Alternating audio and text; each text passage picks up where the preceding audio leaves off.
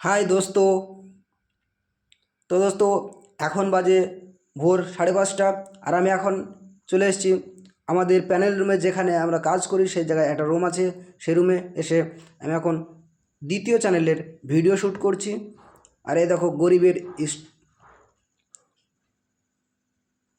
গরিবের স্টুডিও, যেখানে কাজ করি সেই জায়গাটা দেখো।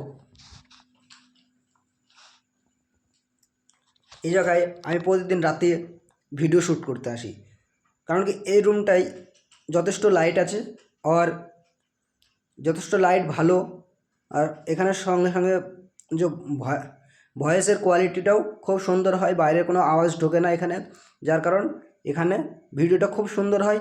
তার জন্য আমি এখানে রেগুলার ভিডিও শ্যুট করতে আসি ভোরবেলায়, কারণ কি দিনের বেলায় কাজের জন্য কাজ করি, তো তাই টাইম পাই না ভিডিও করার জন্য। তাই সন্ধেবেলায় সব কিছু রেডি করি, স্ক্রিপ্ট লিখে তারপরে আমি এখানে ভোরবেলায় চলে আসি।